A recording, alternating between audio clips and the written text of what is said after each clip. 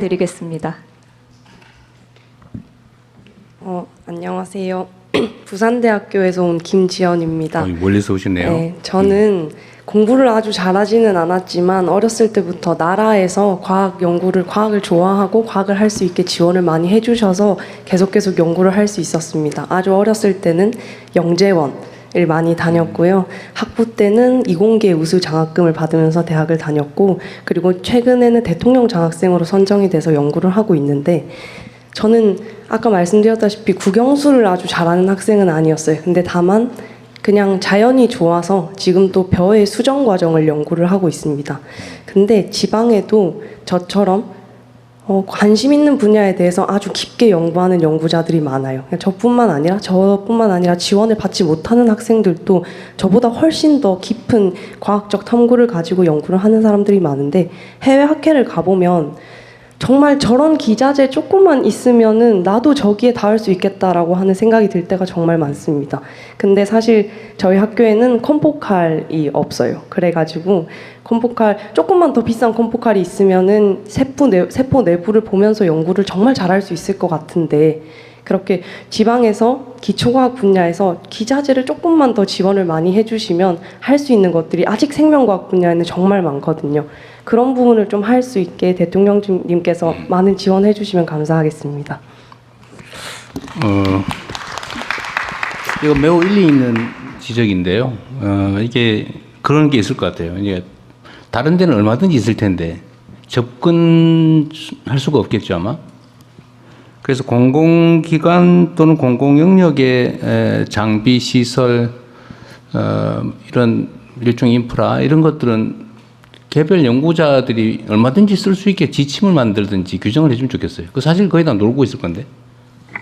네, 실제 혁신본부에서 그 학교 혹은 대형 연구기관 단위로 공동기기원을 만들도록 하고요. 그 공동기기원에 상당히 좀 개인이 사기에는 힘들지만 또 공동으로 활용할 수 있는 중요한 장비들을 함께 사용하고 신청을 해서 활용할 수 있도록 하는 이런 준비들을 하고 있습니다. 기존에 새로 만드는 것도 중요한데 기존에 있던 것을 당연히 공동으로 활용한다. 공공자산이니까요. 뭐 기업들 이런 데는 어떻게 할 수 없겠지만 연구기관이나 위탁해서 하는 뭐 이런 사업들에서는 당연히 있는 장비 시설을 이용할 수 있어야 될 것 같아요.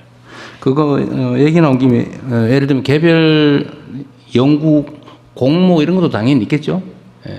어쨌든 저런 개별 연구하시는 분들한테 아이템 제공받아가지고 좀 아이디어가 기발한 게 있을 텐데. 예, 제가 알고 있기로는 그 국가 공동시설로 나노팹, 모아팹 사업이라는 게 있습니다.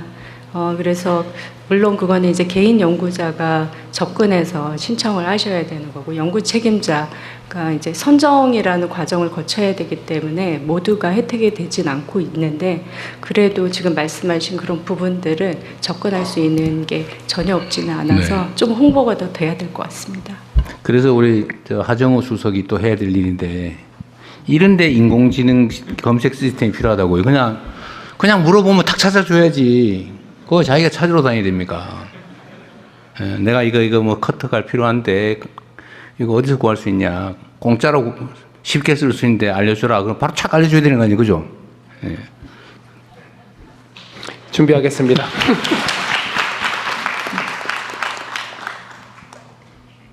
네, 혹시 또 의견 있으신 분 계실까요?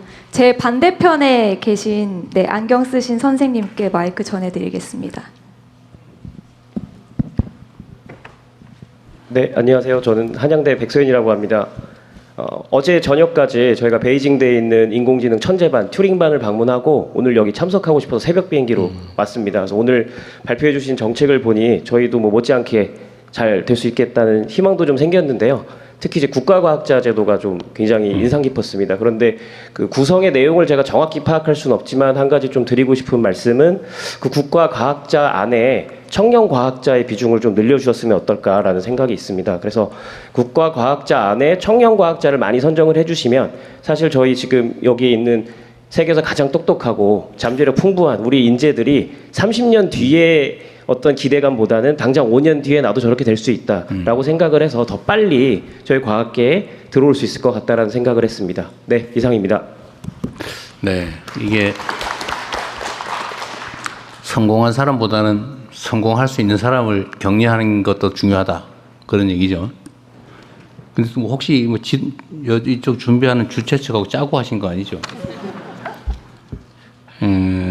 이 하정우 수석이 전에 국가과학자 제도를 만들었는데 이게 주로는 성공한 원로들 이런 사람을 예우하고 또 계속 연구 활동하게 하기 위해서 하자고 기한을 했는데 이게 지금 젊은 박사급 연구자들도 가능성이 있으면 지원을 좀 해주자. 명예도 주고 지원도 해주고 그러자는 얘기를 대통령이 약속을 해라. 지금 저한테 지금 미리 줬어요. 짜고 했나 했더니 그건 아니군요. 일리 있는 지적인 것 같아요. 요거는 말씀하신 것처럼 젊은 과학자들도 예산 지원 받아가면서 평생 예를 들면 국가과학자라는 어쨌든 명예도 받고 책임감 있게 국가를 위해서 공동체를 위해서 연구에 평생 전념할 수 있게 해주는 거 중요할 것 같습니다. 그러다가 뭐 이 사람이 좀 이상하게 변해가지고 이상하다 그러면 탈락시키면 되니까. 그 시스템을 하나 만드시고요. 좀 확대해 보기로 하시죠. 네, 준비하겠습니다. 이미 성공한 사람에 더하기 우수한 젊은 인재들도 기회를 주는 걸로. 대신에 이걸 좀 하면 좋겠어요. 민주적으로 공정하게 선정될 수 있는 시스템을 꼭 만들자. 이거 저는 국가정책을 설계할 때 언제나 그런 걱정이 들어요. 좋은 취지로 뭘 해놓으면 꼭 이상한 데 악용하는 사람들이 있어요. 이거는 일상적으로 있는 것이어서 그 방어는 해야 되는데 그것 때문에 또 안 해버리는 경우도 있어요. 그럴 건 아니다. 제가 맨날 얘기하지만 장을 담그고 구더기는 철저히 막자. 이런 입장이고요. 그래서 내가 하나 더 우리 과기부 부총리 발제하신 것 중에 우리가 이제 연구비 사용에 대해서 자꾸 행정적 통제를 안 하는 방향으로 바꾸잖아요. 근데 뭐 얼마까지는 쓰고 그냥 썼음 이렇게만 써라. 영수증 이런 거 필요 없고. 그럼 또 이걸 또 악용하는 사람도 있어요. 또 네거티브 제도로 하면 요거 말고는 다 써도 된다 이렇게 하면 뭐 조작을 하거나 이런 경우가 있을 수 있잖아요. 근데 이게 이제 국민들 입장에서는 그 부정한 사례가 많지 않은데 보통은 저는 그런 믿음이 있거든요. 우리 국민들께서 예를 들면 뭐 공직사회가 썩었다 부패했다 그래도 제가 보기로는 거의 대부분은 정말 열심히 성실하게 부정부패하지 않고 일 잘해요. 근데 그중에 꼭 소수가 있어요. 이걸 악용하는. 그 연못에 물 흐리는 미꾸라지들처럼 다들 정말 자기 역할 잘하는데 이런 소수가 있습니다. 그래서 이 소수를 어떻게 처리할 거냐. 그 소수 때문에 할 일을 안 하는 건 말이 안 되죠. 근데 행정 편의적으로 생각하면 아예 그런 부정이 생길 소지를 막는다고 아예 안 해버려요. 그러면 사회 발전이 가로막히겠죠. 그래서 저는 좀 방향을 바꾸자 우리가. 대다수를 믿고 최대한 허용하되 이걸 악용해가지고 장난쳐서 전체 물을 흐리는 것에 대해서는 아주 제재를 세게 하자. 어떠세요? 그래서 연구비 사용에 대해서 재량도 늘리고 예를 들면 통제도 좀 완화하는데 하여튼 그런데 만약에 문제가 돼서 걸리면 그 우리 요즘 열차 표검사 옛날처럼 다 안 하잖아요. 다 안 하고 걸리면 20몇 배인가 그러죠? 일단 10배부터 시작하겠습니다. 30배까지.